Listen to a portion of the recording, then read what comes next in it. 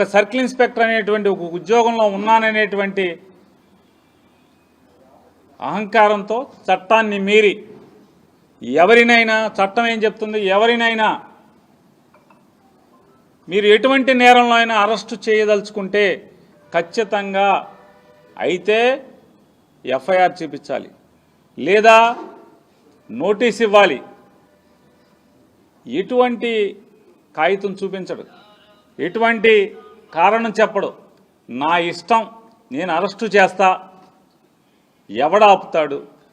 అవసరమైతే నీ మీద అసాల్ట్ కేసు పెడతా. మీరు విన్నారు, అవసరమైతే అసాల్ట్ కేసు పెడతా అంట రజనీమ్మ గారి మీద.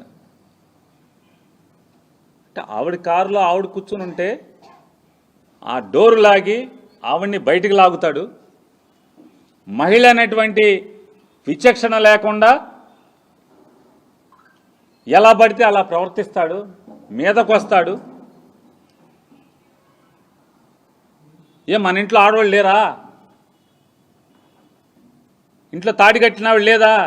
జన్మనిచ్చిన ఆవిడ లేదా? తోడబుట్టినోళ్ళు లేరా? ఎలా పశువులాగా ప్రవర్తిస్తాం?